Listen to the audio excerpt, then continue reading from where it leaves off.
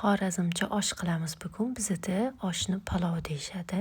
Mana cho'michim katta bo'lgani uchun to'ldirmasdan 2 cho'mich yog' soldim. Cho'michlar standartniy razmerda bo'lsa, ikkala cho'michni ham to'ldirib yog' solasizlar. Go'shtni solib qovurishni boshladim tuzlab. Go'shtimiz qovurilgunicha sabzini archib tozalab turaman.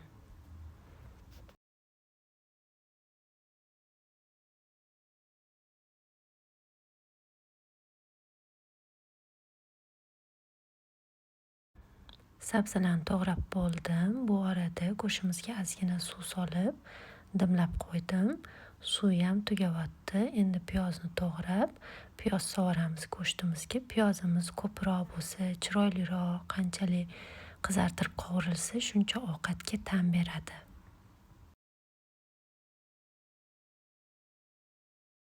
Piyozimiz tillarang bo'lib qovurildi. Endi sabzi sovuramiz. Sabzini bizda shunaqa yiriroq to'g'raladi.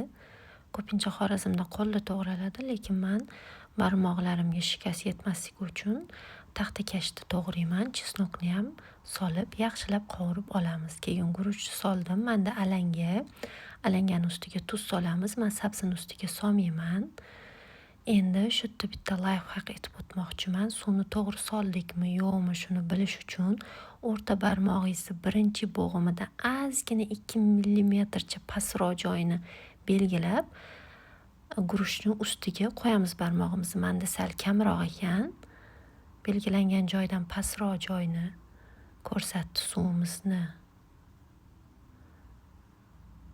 Endi tiqib ko'ramiz. Qaranglar, o'sha men belgilagan joyda bo'g'imdan ozgina pastroqda suv solinibdi. Bu zo'r degani, shu suvimiz bizni guruchimizga zo'r yetadi. Yumshoq ham bo'lmaydi, qattiq ham bo'lmaydi. Yaxshilab qaynatamiz. Men ustini aralashtirib ham turaveraman guruchni, чтобы hamma joyi bir xil chiroyli qaynashi uchun. Lekin sabzilar ustiga chiqib ketmasligi kerak. Shunda guruchimiz lanch bo'lib qolmaydi. Mana suvimiz ham yaxshigina ispareniya bo'ldi. Lekin buni ham oxirigacha zo'r qilib suvni chiqazib olishimiz kerak. Buni ham zo'r layfhaki bor. Hozir ko'rsataman sizlarga.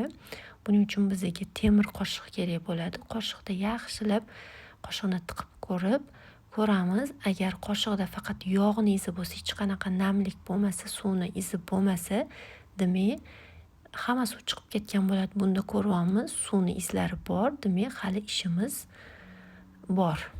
Suv bor ichida guruchni. Yana ozgina sabzisiga tegmasdan aralashtirib olamiz va yana kutamiz. Mana o'sha faqat yog' izi turibdi qoshig'imizda.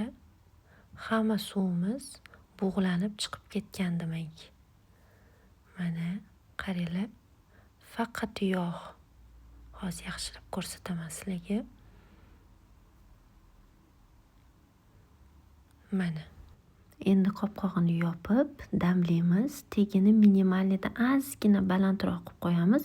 Boshida 10-15 minut shunaqa turadi. Suvni tez-tez to'kib turamiz qopqog'idan. Keyin 10-15 minutdan keyin ag'daramiz. Ustini faqat guruchini va tegini minimalni qilib qo'yib, endi past olovda dimlab turaveramiz. Lekin qopqog'idagi suvni to'kib turish kerak. Salyonimizni olib chiqamiz. Shuni juda ham yaxshi ko'raman. Singlim qilib bergan, juda ham mazali. Ochamiz va dasturxonni tayyorlab turamiz ovqatga.